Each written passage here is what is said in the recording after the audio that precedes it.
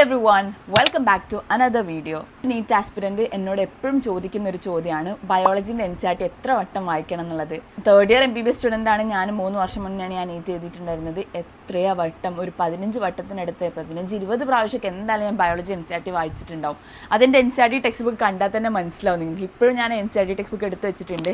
അപ്പോൾ ഇന്ന് ഞാൻ ജസ്റ്റ് നിങ്ങൾക്ക് പറഞ്ഞു തരാം എങ്ങനെയൊക്കെയാണ് നിങ്ങൾക്ക് ബയോളജിയിൽ മാർക്ക് കൂട്ടാൻ പറ്റുക എന്നുള്ളത്.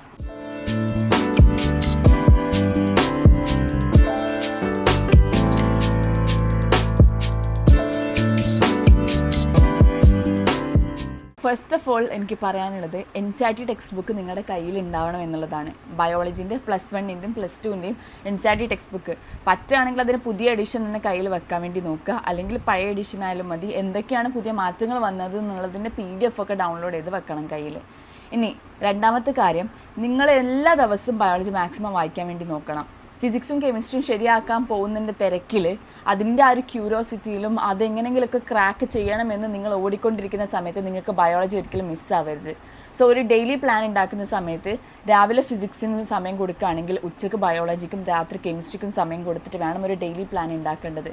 അതെന്തുകൊണ്ടാണെന്ന് വെച്ചാൽ നിങ്ങൾ എത്രത്തോളം ബയോളജി വായിക്കുന്നോ അത്രത്തോളം നിങ്ങളുടെ മനസ്സിൽ ബയോളജി നിൽക്കും. നിങ്ങൾ എപ്പോഴെങ്കിലും ഒന്ന് ബയോളജി മിസ്സായി ഏതെങ്കിലും എക്സാമിന് നിങ്ങൾ വായിക്കാതെ കയറിയിട്ടുണ്ടെങ്കിൽ അവിടെ കാണുന്ന ഓരോ ക്വസ്റ്റ്യൻസിലും നിങ്ങൾക്ക് കൺഫ്യൂഷൻ അടിക്കാൻ തുടങ്ങും. അതുകൊണ്ട് ഫിസിക്സും കെമിസ്ട്രിക്കും കൊടുക്കുന്ന ഇമ്പോർട്ടൻസ് തന്നെ ബയോളജിക്കും കൊടുക്കണം. ബയോളജിയിൽ NCERT ഇതാണ് എൻ്റെ ബയോളജി NCERT.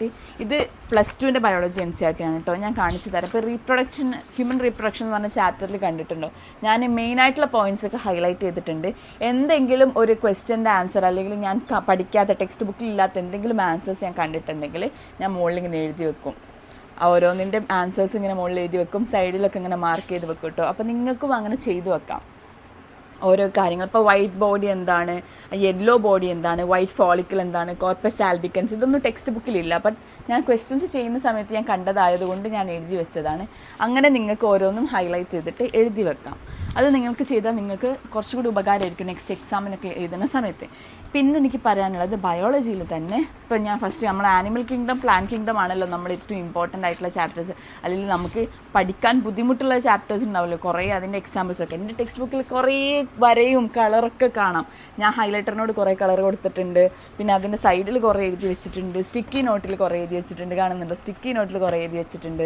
അപ്പോൾ ഇങ്ങനെയൊക്കെ നമ്മൾ ബയോളജി പഠിച്ചു കഴിഞ്ഞാൽ നമുക്ക് ബയോളജി ഒന്നും കൂടെ ഉള്ളിലേക്ക് ഗ്രാസ്പ് ചെയ്യാൻ പറ്റുള്ളൂ. മക്കളെ ഏറ്റവും നല്ലോണം സ്കോർ ചെയ്യാൻ പറ്റുന്ന ഒരു സബ്ജക്റ്റാണ് ബയോളജി.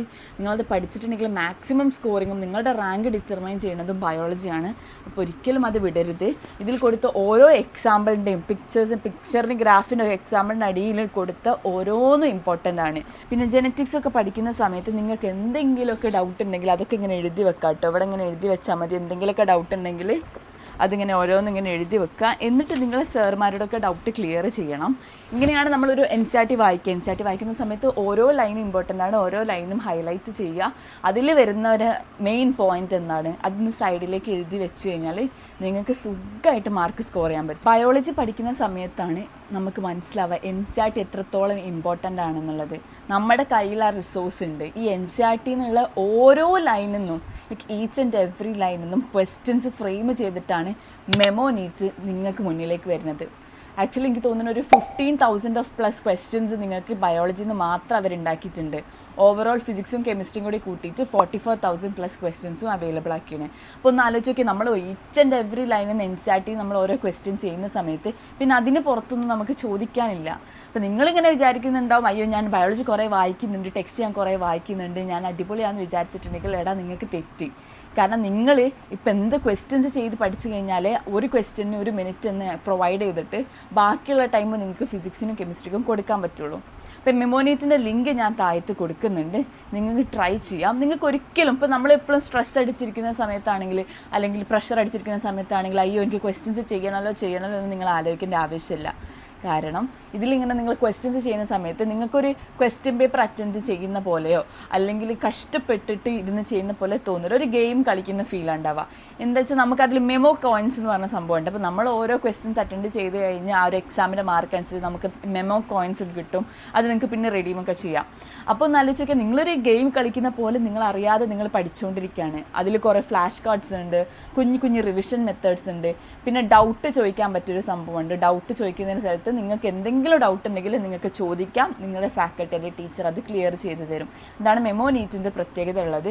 നിങ്ങൾ NCERT ബേസ്ഡ് ഓൺ NCERT ആണ്, അസേഷൻ റീസെൻറ്റ് ക്വസ്റ്റ്യൻസ് ആയാലും MCQ ക്വസ്റ്റ്യൻസ് ആയാലും ബേസ്ഡ് ഓൺ NCERT ആണ് ഇത് കൊടുക്കുന്നത്. ഇതൊക്കെ എലൈറ്റ് വേർഷനിലാണ് കൂടുതലായിട്ടുള്ള ഫീച്ചേഴ്സ് വരുന്നത്. ബട്ട് സ്റ്റിൽ നിങ്ങൾക്ക് ഇത് ഡൗൺലോഡ് ചെയ്ത് കഴിഞ്ഞിട്ട് ഇതിൻ്റെ ഫ്രീ വേർഷൻ നിങ്ങൾക്ക് യൂസ് ചെയ്ത് നോക്കാം. ഇനി അഥവാ നിങ്ങൾക്കൊരു ടെസ്റ്റ് സീരീസ് ഒക്കെ എടുക്കണമെങ്കിൽ ബ്രഹ്മാസ്ത്ര ടെസ്റ്റ് സീരീസിനെ സബ്സ്ക്രൈബ് ചെയ്യാം. അത് നല്ലൊരു ടെസ്റ്റ് സീരീസ് ആണ്. കഴിഞ്ഞ വർഷം അതിന് മുന്നത്തെ വർഷമൊക്കെ ചോദിച്ച ക്വസ്റ്റ്യൻസ് ഒക്കെ ഇൻക്ലൂഡ് ചെയ്തിട്ടുള്ള ഒരു ടെസ്റ്റ് സീരീസ് ആണ്. ഇതാണ് കേട്ടോ മെമോ നീറ്റ് ആപ്പ്. നിങ്ങൾക്ക് ആപ്പ് സ്റ്റോറിനും പ്ലേ സ്റ്റോറിനും ഡൗൺലോഡ് ചെയ്തെടുക്കാം. പിന്നെ നേരത്തെ പറഞ്ഞ പോലെ NCERTയിൽ ഓരോ ലൈനിൽ നിന്നും എവിടെ നിന്നൊക്കെയാണ് പ്രീവിയസ് ഇയർ ക്വസ്റ്റ്യൻ വന്നിട്ടുള്ളതെന്ന് അവർ കൊടുത്തിട്ടുണ്ട്. അതിൻ്റെ ഒരു എക്സാമ്പിൾ ഞാൻ ഇവിടെ കാണിച്ചു തരാം.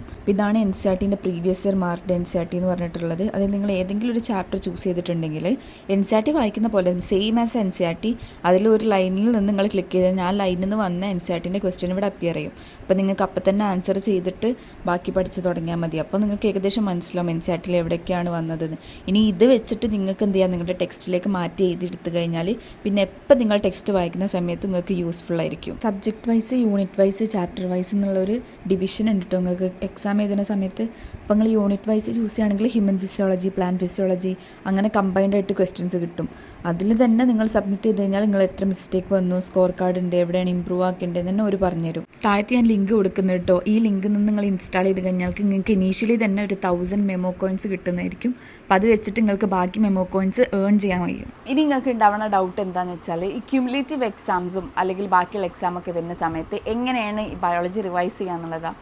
നിങ്ങൾക്കൊരു കുഞ്ഞ് ബുക്ക് വേണമെങ്കിൽ യൂസ് ചെയ്യാം, കുഞ്ഞ് സ്പൈറൽ നോട്ട് യൂസ് ചെയ്യാം. ആ സ്പൈറൽ നോട്ടിൻ്റെ ഉള്ളിൽ സയൻറ്റിസ്റ്റുകളുടെ പേരുകൾ, സ്പെസിഫിക് ഇയറുകൾ, അവരെന്തൊക്കെ ഫൈൻഡിങ്സ് ആണ് കണ്ടുപിടിച്ചതെന്നുള്ളത് എഴുതി വെക്കാം.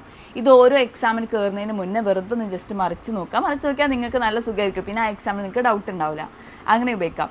പിന്നെ നിങ്ങളൊരു എക്സാം എഴുതാൻ പോകുന്ന സമയത്ത് ആ എക്സാമിന് ഉണ്ടാവുന്ന എല്ലാ ചാപ്റ്റേഴ്സും ഒന്ന് തലേന്ന് വായിക്കാൻ വേണ്ടിയിട്ടെങ്കിലും നോക്കുക. ജസ്റ്റ് ഒന്ന് വായിച്ച് വിട്ടാൽ മതി. പക്ഷെ വായിച്ചിട്ടില്ലെങ്കിൽ നിങ്ങൾക്ക് അത് ഓർമ്മ ഉണ്ടാവില്ല. നമുക്ക് ഫിസിക്സും കെമിസ്ട്രി ആണെങ്കിൽ എങ്ങനെയെങ്കിലുമൊക്കെ നമുക്ക് അവിടെ പോയിട്ട് ന്യൂമറിക്കൽസ് ഒക്കെ ഉണ്ടാക്കിയിട്ട് എഴുതിയെടുക്കാൻ പറ്റും. പക്ഷേ ബയോളജിൻ്റെ കേസിൽ അങ്ങനെയല്ല. ബയോളജി നമ്മൾ എന്താണോ വായിച്ചിട്ടുള്ളത് നമുക്ക് അതിന് ആൻസർ അറിയോ എങ്കിൽ മാത്രമേ നമുക്ക് എഴുതാൻ പറ്റുള്ളൂ. അപ്പോൾ അതൊന്ന് ശ്രദ്ധിക്കണം. അത് നന്നായിട്ട് വായിച്ചിട്ട് വേണം നിങ്ങൾ സ്റ്റഡി ഹാളിൽ അല്ലെങ്കിൽ എക്സാം ഹാളിൽ കയറാൻ വേണ്ടിയിട്ട്. അങ്ങനെയാണെങ്കിൽ മാത്രമേ നിങ്ങൾക്ക് എഴുതാൻ പറ്റുള്ളൂ. അതും കൂടെ ഒന്ന് ശ്രദ്ധിക്കാം. ഡീറ്റെയിൽഡ് ആയിട്ടുള്ള വീഡിയോൻ്റെ ലിങ്ക് ഞാൻ ഡിസ്ക്രിപ്ഷനിലും കമൻറ്റ് ബോക്സിലും കൊടുക്കാം. നിങ്ങൾ അതിൽ പോയിട്ട് കണ്ടോളൂ. അതിൽ ഫുൾ കംപ്ലീറ്റ് ഡീറ്റെയിൽസ് പറയുന്നുണ്ട്. മുന്നേ ഒരു ചെയ്തു വെച്ച വീഡിയോ ആണ്. അപ്പോൾ ജസ്റ്റ് ഒന്ന് ഇതൊന്ന് റിമൈൻഡർ പോലെ നിങ്ങളോടൊന്ന് എത്തിക്കുകയാണ് കേട്ടോ. Okay, all the best.